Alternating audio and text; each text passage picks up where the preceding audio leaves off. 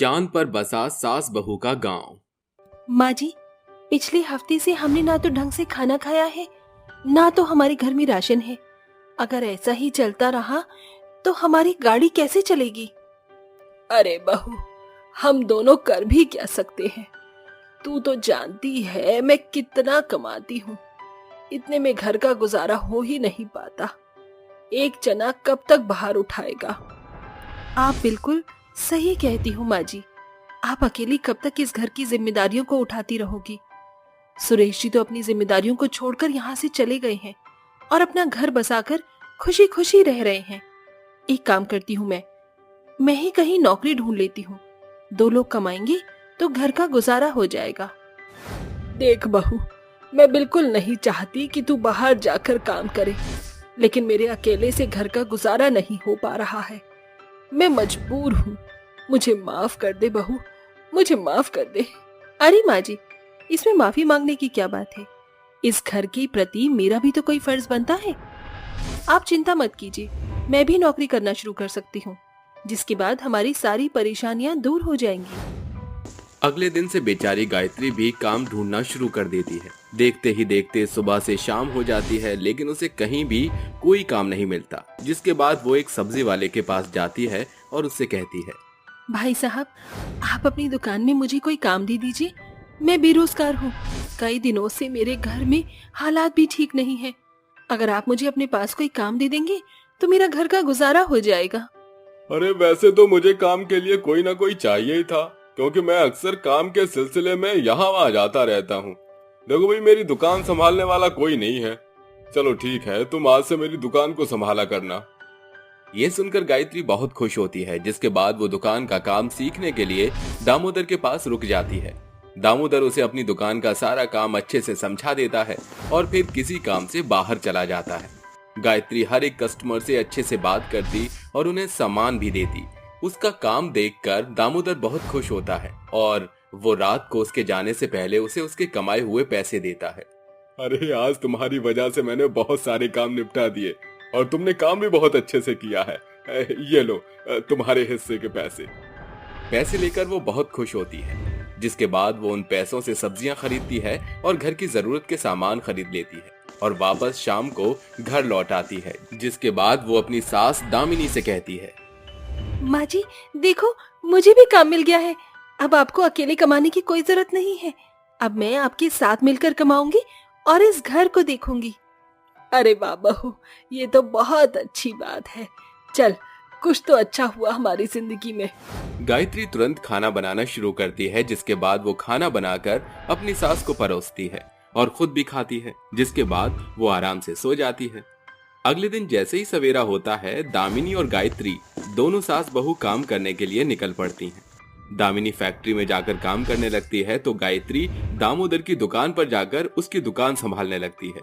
देखते ही देखते कुछ ही दिनों में उन दोनों की परेशानियां धीरे धीरे खत्म होने लगती हैं। एक दिन गायत्री दामिनी से कहती है, अरे माँ जी, कितनी अच्छी बात है ना। अब हमारे घर की हालात बिल्कुल ठीक हो गई हैं। बस भगवान की दुआ है, ये सब ऐसे ही चलता रहे। अगर हम मिलकर मेहनत करेंगे तो ऐसे ही चलता रहेगा सब कुछ। दोनों सास बहू बहुत खुश होती हैं। उन्हें ऐसा लगता है जैसे कि उनके जीवन की सभी परेशानियां खत्म हो चुकी हैं। लेकिन उन्हें आगे के बारे में कुछ पता नहीं था, इसलिए उनके जीवन में आगे क्या होता है एक दफा उस पर भी नजर डालते हैं। एक दिन गायत्री खुशी खुशी दामोदर की दुकान पर काम करने के लिए जाती है। दामोदर काम के सिलसिले में बाहर चला जाता है। जिसके बाद गायत्री दुकान को अकेले ही संभाल रही होती है। आज तो बहुत सारा काम है। इतना सारा काम मैं कैसे कैसे करूंगी, लेकिन करना तो मुझे ही है। चलो तो फिर जल्दी जल्दी काम निपटाने लगती हूँ। गायत्री काम कर ही रही होती है कि तभी अचानक से बिजली में एक शॉर्ट सर्किट हो जाता है, जिसके चलते तारों में आग लग जाती है और देखते ही देखते दुकान जलने लगती है। ये सब देखकर गायत्री बहुत ज्यादा घबरा जाती है और वो जोर जोर से चिल्लाने लगती है, बचाओ बचाओ, कोई बचाओ, कोई मेरी मदद करो, हमारी दुकान जल रही है, कोई मदद करो। दुकान को जलते हुए गांव के सभी लोग देखते हैं, लेकिन कोई भी गायत्री की मदद नहीं करता। आप लोग किसी की बर्बादी का तमाशा देख रहे हो। अगर थोड़ी भी गैरत है तो इस दुकान को बचाने में मेरी मदद करो और पानी लाकर इसके ऊपर डालो। गायत्री के इतना कुछ कहने के बाद भी कोई उसकी बात नहीं सुनता, जिसके बाद वो अकेली ही दुकान को जलने से बचाने की कोशिश करती है। लेकिन उस बेचारी के अकेले आग बुझाने से आग बुझती नहीं है और धीरे धीरे दुकान पूरी तरह जल जाती है। कुछ ही देर में वहां दामोदर भी आ जाता है और अपनी दुकान का ये नजारा देखकर हैरान रह जाता है, जिसके बाद गांव के सभी लोग गायत्री के खिलाफ दामोदर को बहुत ज्यादा भड़का देते हैं, जिसे सुनकर दामोदर गुस्से से गायत्री से कहता है, अरे तुमने मेरी बरसों की मेहनत खराब की है, तुम अब यहाँ नहीं रह सकती, निकल जाओ इस गांव से, और आइंदा इस गांव में अगर तुमने कदम भी रखा तो मुझसे बुरा कोई नहीं होगा।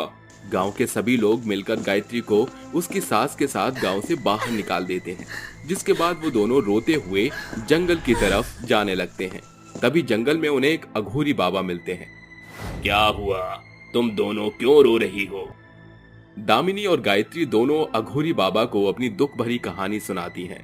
तभी दामिनी कहती है, इस दुनिया से हमें कुछ नहीं मिला, काश हमारी खुद की एक दुनिया होती या हम चांद पर अपनी दुनिया बसा पाते। तुम्हारी इच्छा अवश्य पूरी होगी। इतना कहकर अघोरी बाबा एक मंत्र का जाप करते हैं, जिसके बाद दामिनी और गायत्री दोनों चांद की दुनिया पर पहुंच जाते हैं। चांद पर पहुंचने के बाद वो दोनों आपस में बात करते हैं। अरे माँ जी, ये देखो, हम तो सच में चांद की दुनिया पर आ गए हैं। देखो, इस चांद पर तो एक घर भी बना हुआ है। जैसे ही गायत्री और दामिनी दोनों उस घर के अंदर जाते हैं, उस घर में रहने की सभी सुख सुविधाएं होती हैं, जिसे देखकर वो दोनों फूले नहीं समाते। मुझे तो यकीन ही नहीं हो पा रहा कि हम दोनों चांद की दुनिया पर हैं और यहाँ हमारा खुद का एक घर भी है।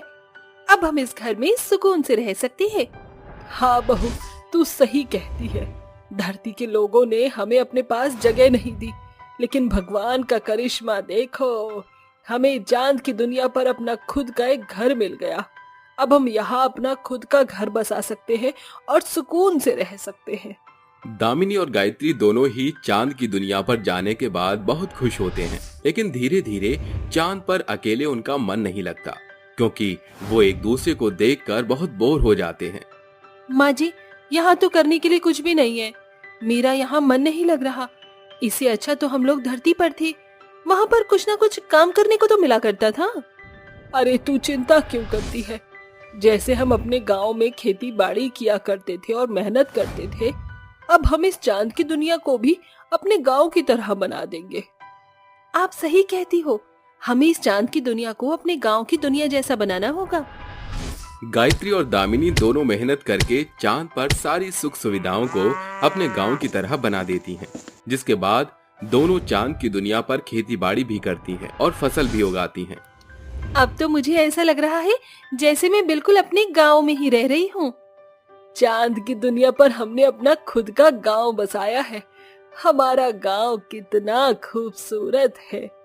हमारी इस चांद की दुनिया का ये गांव खूबसूरत के साथ साथ बहुत अनमोल भी है।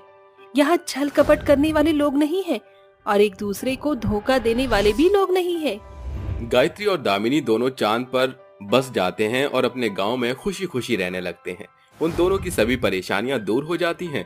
अब वो दोनों चांद पर बसे हुए थे और अपने खुद के गांव में सुकून से रह रहे हैं। गांव की बहू वर्सेस शहर की बहू के संस्कार। कौशल्या पूजा की थाली लेकर घर को लौट आती है, जिसके बाद वो अपने पति और अपने दोनों बेटों को प्रसाद देने लगती है। तभी कौशल्या कहती है, अरे गुंजन, प्रीति अभी तक सो रही है क्या? उससे बोलो सुबह हो गई है, जल्दी से उठ जाए।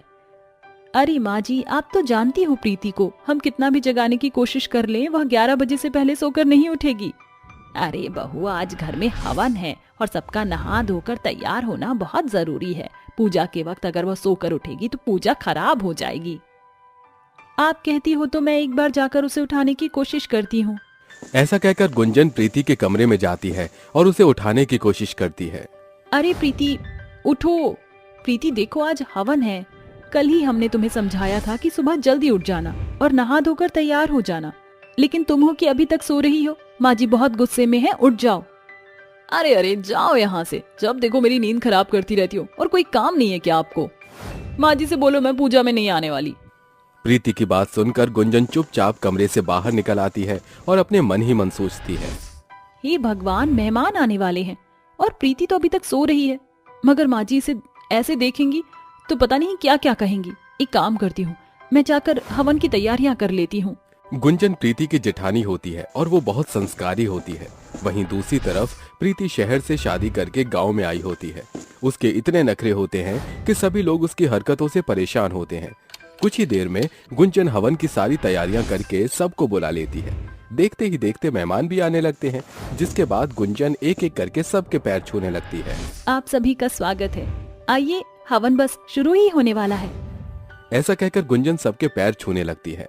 अरे बहू, जुग जुग जी और सदा सुहागन रहो। भगवान तुम्हारे जैसी संस्कारी बहू हर किसी को मिले। तभी वहाँ प्रीति अपने शरीर पर केवल टॉवल लपेटकर सबके सामने ऐसे ही पहुँच जाती है। अरे वाह, मेहमान तो आ भी गए। दरअसल मेरे कपड़े इस्त्री नहीं थे, इसलिए ये पहनना पड़ा। प्रीति, ये सब क्या है? तुम ऐसे ही सबके सामने आ गई, तुम्हारे अंदर थोड़ी भी शर्म नहीं है क्या? अरे इसकी माँ ने कुछ सिखाया होगा तभी तो शर्म आएगी। हे भगवान, ये शहर की लड़कियां, इन्हें तो जरा भी शर्म नहीं है। अरे कम से कम आज के दिन तो थोड़ी सी शर्म कर लेती। यूं ही उठकर सबके सामने टावल में आ गई। पता नहीं कैसे संस्कार है इसके। क्या बोल रही है बुढ़िया? अरे तेरी हिम्मत कैसे हुई मेरी माँ के बारे में बोलने की? मेरी माँ जैसी भी है बहुत अच्छी है, तुम्हारी तरह ढोकलेबाजी नहीं करती हैं।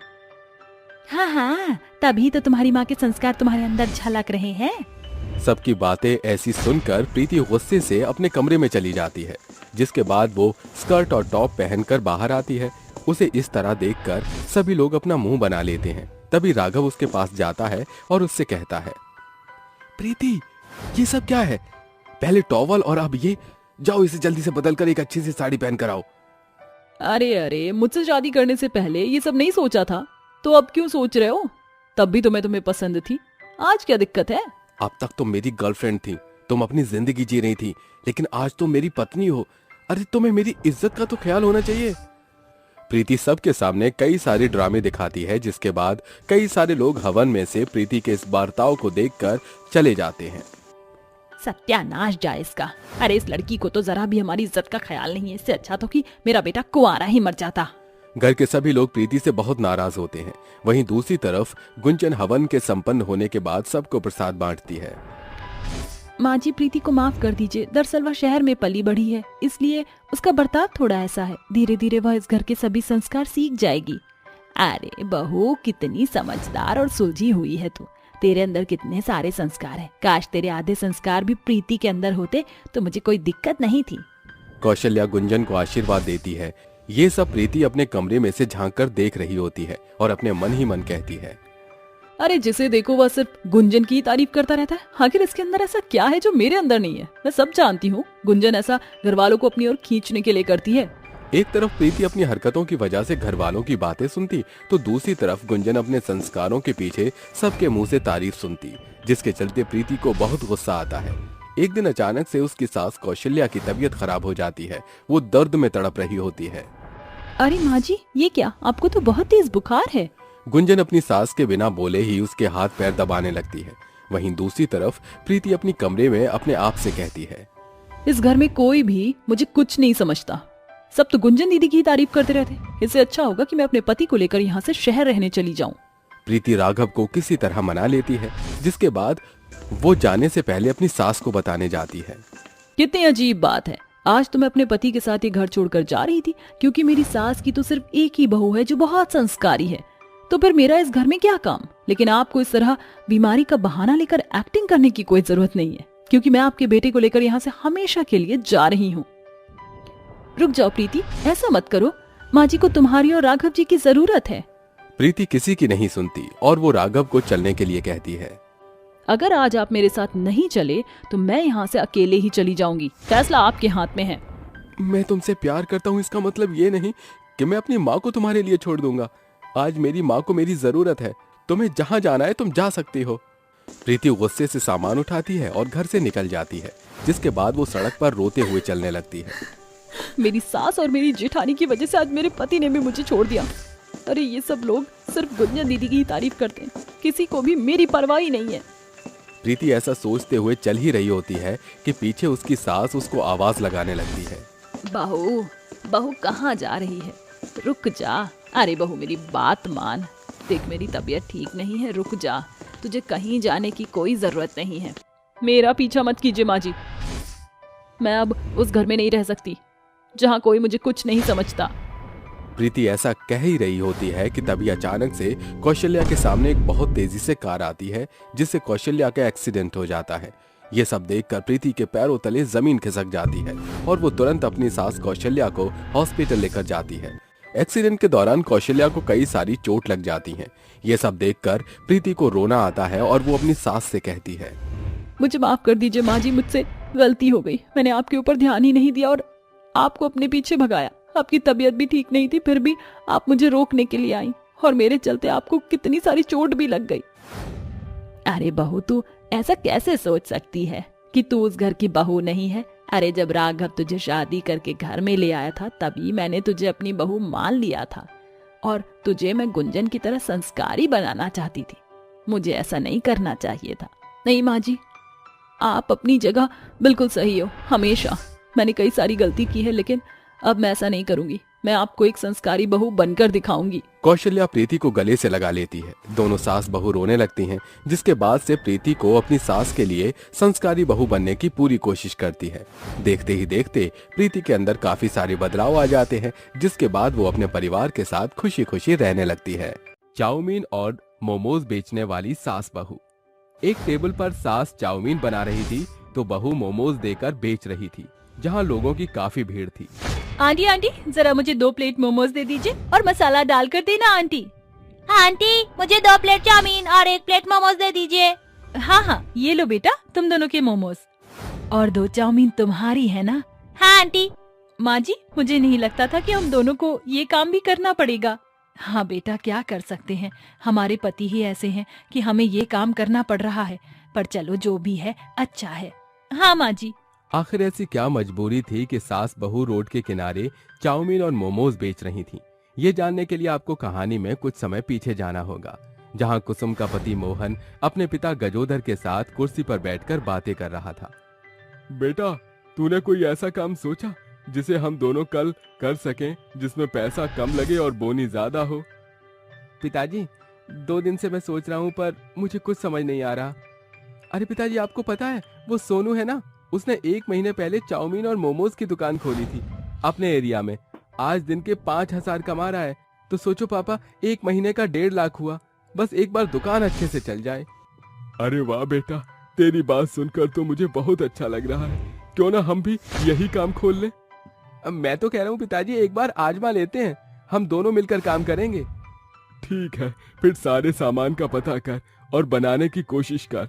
2-4 बार हम अपने घर में बनाएंगे।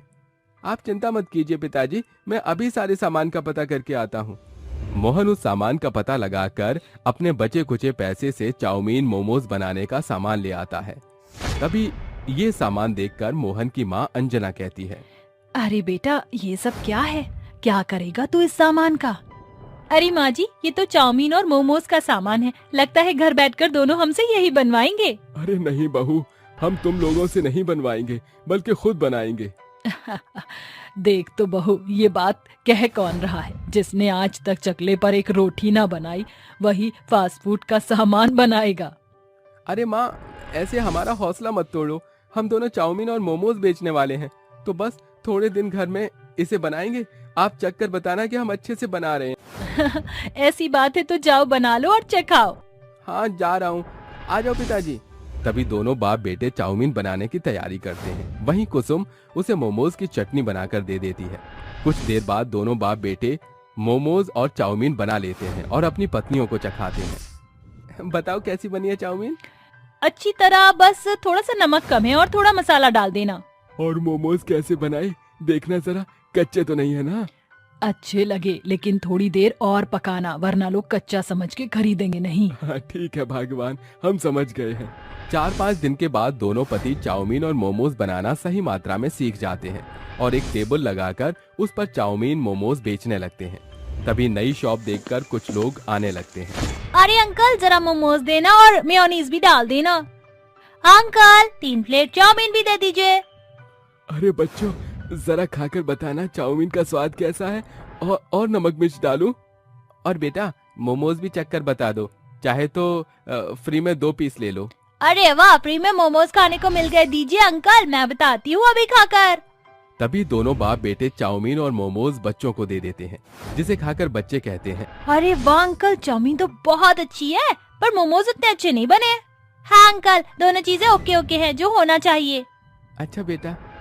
ये कहते ही 15 दिन बीत जाते हैं। बाप बेटे थोड़े और अच्छे तरीके से चाउमीन और मोमोज बनाकर बेचते हैं। उनकी दुकान चल रही थी, पर कुछ खास नहीं। इसी बीच जब वो घर लौट रहे थे तो एक कार वाला उन्हें टक्कर मारकर भाग जाता है, जिससे गजोधर के पैर में चोट लगती है और मोहन के दोनों हाथों में। और जब वो अपनी पट्टी कराकर घर आते हैं तो उनकी पत्नी उन्हें ऐसे देखकर घबरा जाती है। अजी आपको ये क्या हो गया? इतनी चोट दोनों को कैसे लग गई? हाँ मोहन जी, कुछ तो बोलिए। अरे क्या बताऊं, हम दोनों तो चल रहे थे, पर एक कार वाला पीछे से टक्कर मारकर भाग गया। चोट भी लग गई। अब हमें समझ नहीं आ रहा कि दुकान पर बैठेगा कौन। हाँ, ग्राहक आएंगे तो उन्हें चाउमीन मोमोज बनाकर कौन देगा। एक बच्चे ने कहा था कि वो 200 प्लेट चाउमीन ले जाएगा बर्थडे के लिए। पापा जी, मोहन जी, आप दोनों परेशान मत होइए। माँ जी और मैं हूँ ना, हम दोनों मिलकर कुछ दिनों के लिए आपकी दुकान संभाल लेंगे। तब तक आप दोनों बेड रेस्ट कीजिए। हाँ, कुसुम बहू सही कहती है, आप दोनों आराम करिए और खाना खाकर दवाई खा लीजिए। ठीक है। दोनों का घर पर खाना बनाकर घर का सारा काम निपटाकर सास बहू दुकान खोलकर चाउमीन और मोमोज बनाती हैं, जिसकी खुशबू से ही लोग उनके चाउमीन और मोमोज की ओर खींचे चले आते हैं। आंटी आंटी, जरा प्याज और सोयाबीन वाली चाउमीन दे दीजिए। बहू तो ऐसा कर, चाउमीन बना कर दे, मोमोज का काम मैं करती हूँ। जी माँ जी। ये लो बेटा, तुम्हारी चाउमीन थी ना? जरा पनीर वाले और फ्राई वाले मोमोज देना। ये लो, मोमोज खा लो। सुनिए, इसमें थोड़ा सा और मसाला डाल दीजिए। कितने हुए? 50 के। ऐसे करिए, चाउमीन भी पैक कर दीजिए। आंटी, आपकी चाउमीन की बहुत खुशबू आ रही है, जरा मुझे भी दीजिएगा। ये लो बेटा। जी फुल प्लेट मोमोज देना, मसाला डालकर आंटी। ये लो बेटा। सास बहू ग्राहकों के कहने पर उन्हें चाउमीन और मोमोज दे देती हैं, जिससे उनकी काफी तारीफ होती है। वाह वाह आंटी, आपके मोमोज तो बहुत अच्छे हैं और आपकी चाउमीन भी बहुत अच्छी है। ऐसे चाउमीन मैंने कहीं नहीं खाई। अब तो आपके पास जरूर आया करूंगी। शुक्रिया तुम बच्चों का। चाउमीन देना आंटी और 1 प्लेट मोमोज। अरे यहाँ पर तो 2 अंकल काम करते थे, कहाँ गए वो? अरे बेटा, उनके चोट लग गई है ना, तो अभी वो आ नहीं पाएंगे, इसलिए हम दोनों चाउमीन और मोमोज बनाकर बेच रहे हैं। अच्छा, अब उनकी तबीयत कैसी है? ठीक है थोड़ा बहुत, लेकिन ठीक होने में 15-20 दिन लग जाएंगे। हाँ आंटी, आपने तो अंकल से भी ज्यादा अच्छे चाउमीन और मोमोज बनाए हैं। अरे सच में आंटी, आप दोनों की चाउमीन मोमोज बहुत अच्छी हैं। अब से आप दोनों ही बेचना, अंकल का इतना स्वाद नहीं आता था चाउमीन में। प्लीज प्लीज, आप दोनों मान जाइए ना, आप दोनों ही बनाना। आपके हाथों में बहुत ज्यादा स्वाद है, जो वो दोनों अंकल के हाथ में नहीं है। अच्छा ठीक है, हम दोनों ही बनाएंगे अब से। सास बहू के हाथ के बने मोमोज और चाउमीन का जादू पहले दिन ही चल जाता है और उससे उनकी कमाई भी बहुत ज्यादा होती है। 2-3 दिन में ही लोगों की भीड़ उमड़ पड़ती है। तभी घर जाकर खुशी से पैसे गिनते हुए सास कहती है, अरे कुसुम बहू, जितना ये कमाकर 3 दिन में लाते थे, उतना हमने 1 दिन में कमा लिया। लोगों को हमारे हाथ की बनी ज्यादा अच्छी लगती है, चाउमीन और मोमोज। हाँ माँ जी, आपने सही कहा, अब से हम ही बनाया करेंगे। इसका मतलब तुमने हमारे काम धंधे को छीन लिया? हाँ बिल्कुल, अब हम क्या करेंगे? अरे आप दोनों गलत समझ रहे हैं, वो मतलब नहीं था। मैं तो मजाक कर रहा था। अगर काम पड़ जाए तो हम दोनों को बुला लेना, पैक तो करवा ही सकते हैं। बेशक तुम अपने हाथ की बनाकर खिलाना। हाँ, ये आपने ठीक कहा। इस तरह से सास बहू दुकान पर चाउमीन और मोमोज जोर शोर से बेचने लगते हैं। आइए आइए सास बहू, स्पेशल चाउमीन और मोमोज खाइए। हाँ जी, आइए आइए, 100 रुपए के कॉम्बो लीजिए, चाउमीन और मोमोज संग फ्री पेप्सी पीजिए। वही कॉम्बो है आज तो, आंटी मुझे भी देना। ये लो बेटा। इस तरह से सास बहू के स्पेशल चाउमीन और मोमोज कॉम्बो की स्ट्रेटेजी से और तेजी से बिकने लगते हैं। देखते ही देखते सास बहू अपनी लगन से 10 महीने में ही 2 चाउमीन और मोमोज की छोटी छोटी ब्रांच खोल लेती हैं, जिससे उन 2 ब्रांच पर उन दोनों के पति चाउमीन मोमोज बेचा करते थे। पैसा चारों ओर से आता है, तरक्की बढ़ती है, जिससे अब वो एक नया घर और एक कार भी खरीद लेते हैं। यूं ही अपनी दुकान चलाते रहते हैं। सास बहू को 1000 मैगी पकाने की चुनौती। मानिकपुर गांव में मंगला और मीनल नाम की सास बहू का एक जोड़ा रहता था। दोनों सास बहू के बीच भरपूर मात्रा में भरत मिलाप था। वो सास बहू मैगी खाने की बेहद शौकीन थी, मगर उनकी इस बुरी लत से उनके पति गंगाधर और गिरीश बेहद हताश हो चुके थे, क्योंकि बेचारी पतियों को हर एक दिन सास बहू की पसंदीदा मैगी की मार जो झेलनी पड़ती थी। देर सांझ दोनों बाप बेटे थके मांदे घर आते हैं। अरे गिरीश की माँ, जरा जल्दी से 2 गिलास पानी ला दो। ये लीजिए पानी। अरे क्या बात है भाग्यवान, आज तुम्हारा चेहरा तो एकदम मीना कुमारी के जैसे चमक दमक रहा है। कोई खजाना हाथ लग गया है क्या? हाँ, अपने हाथों से खाना खजाना पकाया है आज मैंने और बहू ने। बहुत ही अलग अंदाज का खाना बनाया है। तुम दोनों बाप बेटे खाओगे तो उंगलियां चाटते रह जाओगे। ये सुनकर गंगाधर फूले नहीं समाता और बुदबुदाता हुआ कहता है, अरे लगता है आज दोनों सास बहू ने बढ़िया पकवान बनाया है, जल्दी से हाथ मुंह धो लेता हूँ। दोनों बाप बेटे हाथ मुंह धोकर टेबल पर बैठ जाते हैं। तभी गंगाधर बोलता है, अरे भगवान, और कितनी देर बाद जोहनी पड़ेगी हम बाप बेटे को। अरे तनिक जल्दी करो, भूख के मारे पेट में चूहों की सेना कुश्ती और कबड्डी खेल रही है। एकाएक दोनों सास बहू खाने का ढका हुआ बर्तन लाकर मेज पर सजाती हैं। भूख से बिलबिलाते हुए दोनों बाप बेटे जैसे ही बर्तनों के ढक्कन हटाते हैं, सास बहू का बनाया खाना देखकर बेचारे पतियों के चेहरे पीले पड़ जाते हैं। मैगी देखकर उनकी खुशी मानो शोक की लहर में बदल जाती है कि मीनल कहती है, पेश है मैगी मंचूरियन, मसाला मैगी, मक्खन मैगी, पनीर मैगी, पे पे पे पे। अरे बहू, बंद करिए पे पे पे की पुंगी बजाना। रोजाना की तरह आज भी तुम दोनों सास बहू ने खाने के नाम पर फिर मैगी की बलि चढ़ा दी है। अरे अगर हम इतनी मैगी खाते रहेंगे ना, तो वो दिन दूर नहीं जब हम बाप बेटे के लिए यमराज का बुलावा आ जाएगा। अरे एकदम सही बात बोली बेटा तूने। जाने इन दोनों सास बहू को इस मैगी में ऐसा भी कौन सा मेवा मिष्ठान का स्वाद आता है जो मैगी के लिए मचलती रहती हैं। ये सुनकर मैगी खाने की शौकीन सास बहू डायलॉग बाजी करते हुए कहती है, बस बहुत हो गया। अब हम सास बहू अपनी मनपसंद मैगी के खिलाफ एक शब्द नहीं सुनेंगे। अरे 2 मिनट की मैगी की कीमत आप क्या जानो गिरीश बाबू। हम सास बहू की जुबान की स्वाद है ये मैगी। अरे बंद करो तुम दोनों सास बहू ये बोलबाला। जिन हाथों से ये मैगी मसाला मैगी मंचूरियन रज रज के बनाया है, कभी इन हाथों से खाने लायक खाना भी बना लिया करो। अरे दुनिया में दाल चावल की हड़ताल नहीं पड़ी है। तुम दोनों बाप बेटे एक ही थाली के चट्टे बट्टे हो। दाल भात चोखा के आगे तुम्हें कुछ भाता ही नहीं है। एकाएक मैगी के पीछे सास बहू और बाप बेटे के बीच महाभारत शुरू हो जाती है, मानो हिरोशिमा और नागासाकी आमने सामने आ खड़े हों। थक हार कर बेचारे बाप बेटे देर रात घर से निकलकर कहते हैं, अरे लाख समझाने बुझाने के बावजूद भी मैगी के पीछे ससुरी सास बहू का पेट पहाड़ हो गया है। मती मारी गई है इनकी। आज फिर हम बाप बेटे को खकनू के ढाबे पर खाना खाना पड़ेगा। भूख से बिलबिलाते बेचारे बाप बेटी खकनू की दुकान पर जाते हैं, जहां वो उन्हें छेड़ते हुए कहता है, क्या बात है चच्चा, फिर मैगी के मार झेले के मिली क्या? अरे बड़े भैया तुम ही बता दो। अरे खकनू क्या बताएं, मैगी की दीवानी सास बहू ने तो नाक में दम कर दिया है। घर में बीवी के रहते भी बेहतर खाना नसीब नहीं होता।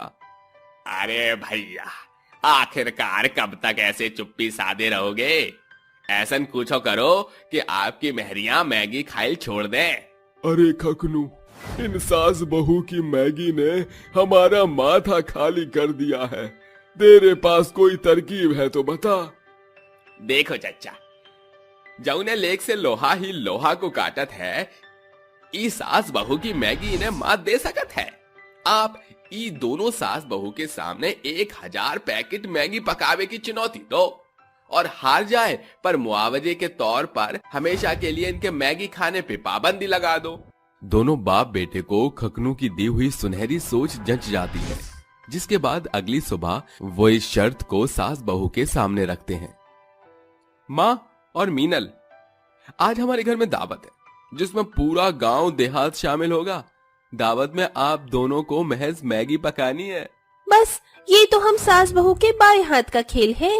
अरे बौराई खुरा के जैसे बकर बकर न करो, पहले पूरी बात सुन लो। इस दावत में तुम दोनों सास बहू को 2 घंटे के भीतर पूरे 1000 पैकेट मैगी पकाना है, जिसके लिए तुम्हें चूल्हे, मसाला और परात का पुख्ता प्रबंध मिलेगा। अगर तुम दोनों सास बहू निर्धारित समय में 1000 पैकेट मैगी पकाकर पूरे गांव देहात को परोसने में सफल हो गईं, तो फिर पूरी जिंदगी हम बाप बेटे बिना आनाकानी के तुम्हें मैगी खाने देंगे।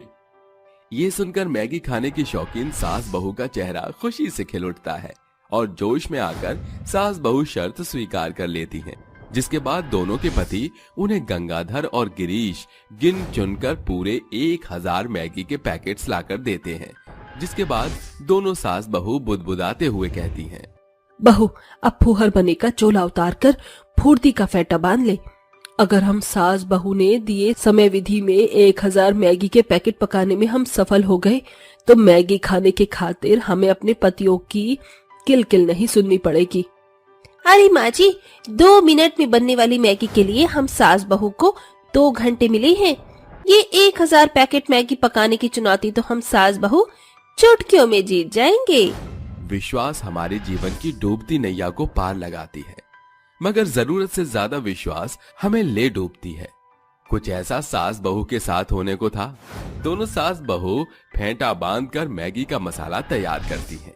जहां बहू प्याज काटते हुए आंसू बहा रही थी, वहीं सास मिर्च मसाला तैयार कर रही थी। कुछ देर बाद, अरे बहू जरा जल्दी जल्दी हाथ चला, मैगी का मसाला तैयार करने और प्याज की कटाई में ही पौना घंटा बीत गया। चल चूल्हे पर हांडी चढ़ाते हैं। दोनों सास बहू चूल्हे पर हांडी चढ़ाकर समय की घंटी के कारण अधपके मसले में पूरे 1000 पैकेट की मैगी को उड़ेल देती है। बावजूद इसके बीच ही पूरे 2 घंटे बीत जाते हैं, जिसके बाद उनके पति कहते हैं, अरे आप दोनों सास बहू दिए 2 घंटों में 1000 पैकेट मैगी पकाने की चुनौती पार करने में असफल हो चुकी हो। चुनौती में हार जाने के कारण दोनों सास बहू एक दूसरे पर दोष लगाने लगती हैं। अरे धीमी चाल के चलते हम चुनौती हार गए। मैगी बनाना था हमें, मगर तू तो बीरबल की खिचड़ी बनाने लगी। वाह जी वाह, उल्टा चोर कोतवाल को डांटे। माँ जी, मुझसे पूछकर आपने इस 1000 पैकेट मैगी पकाने की चुनौती स्वीकार नहीं की थी। अब इस हार के चलते मेरा मन मैगी खाने को तड़पेगा। अब तुम दोनों सास बहू एक दूसरे के संग कुत्ते बिल्ली की तरह खींच-पीट मत करो।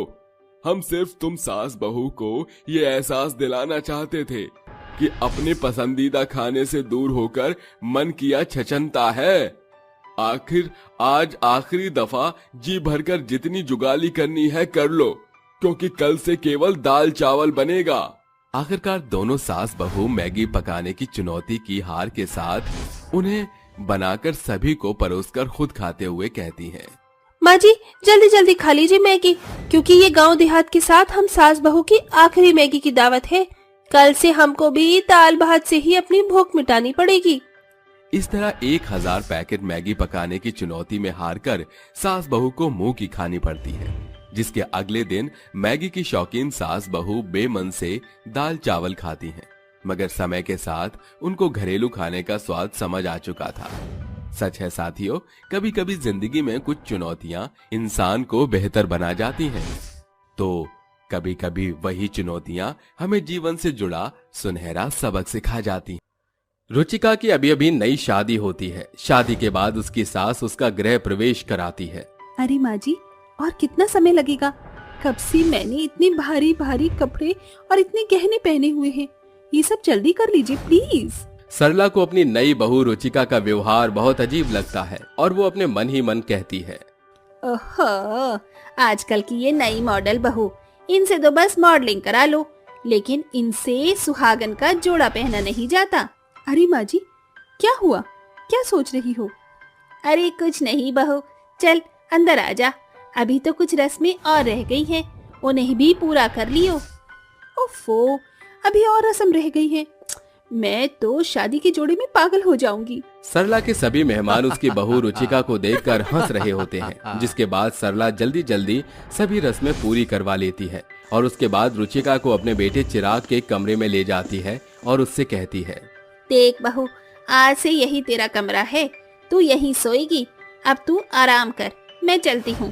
हाँ हाँ माँ जी, मैं तो कब से इंतजार कर रही थी कि आप जाएं और मैं ये शादी का जोड़ा उतारूं।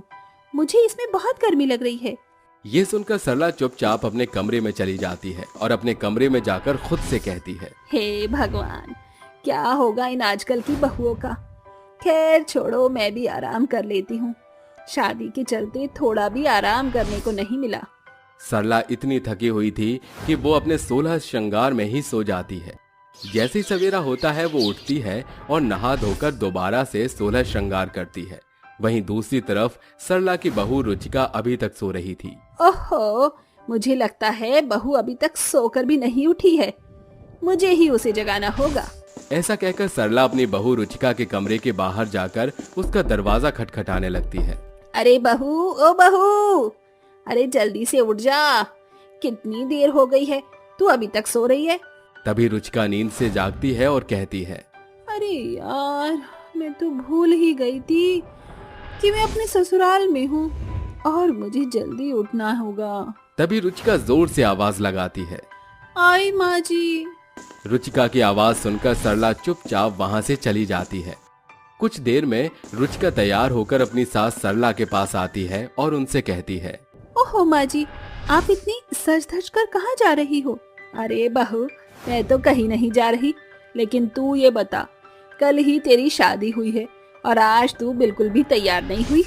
अरे शादीशुदा औरतें पूरा 16 श्रृंगार करती हैं ताकि उनके पति की लंबी उम्र बनी रहे। अरे माँ जी, आप ये कैसी बातें कर रही हो? भला 16 श्रृंगार करके मैं किसी काम को कर पाऊंगी? मैं तो एक ही दिन में बेहोश हो जाऊंगी। अरे नहीं बहू, तू अभी जा और पूरा 16 श्रृंगार करके आ, तभी तू अपनी पहली रसोई की रस्म पूरी कर पाएगी। अपनी सास की बात मानकर रुचिका अपने कमरे में जाती है और पूरा 16 श्रृंगार करके आती है, जिसके बाद वो रसोई में जाकर खाना बनाने लगती है। खाना बनाते हुए उसे बहुत पसीने आते हैं और वो बहुत परेशान होने लगती है। हे भगवान, अब मैं क्या करूं? एक तो रसोई में इतनी गर्मी और ऊपर से मुझे मेरी सास ने मेरा 16 श्रृंगार करवा दिया।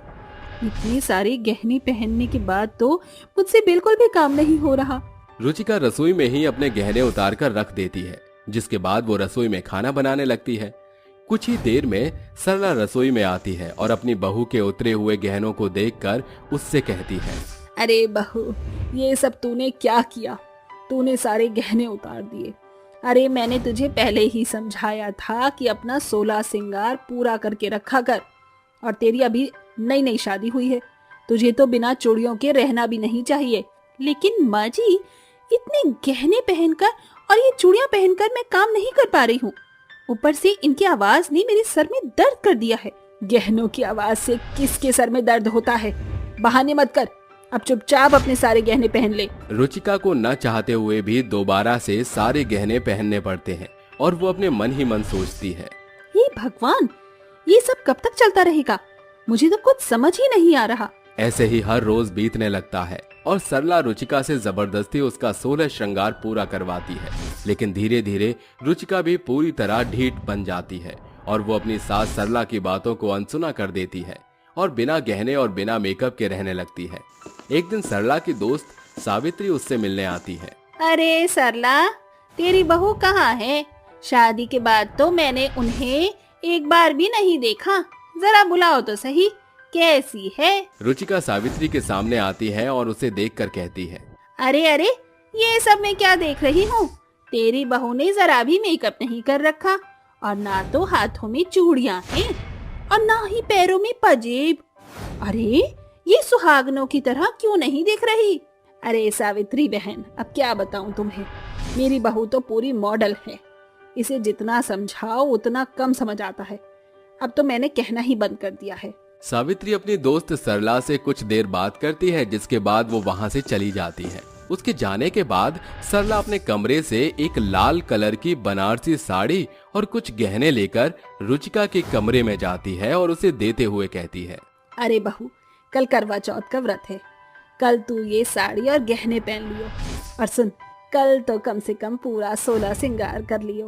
अरे माँ जी, ये 16 श्रृंगार करने का ढोंग मुझसे नहीं होगा, मैं नहीं कर पाऊंगी। रुचिका की ये बात सुनकर सरला चुप हो जाती है और वापस अपने कमरे में चली जाती है।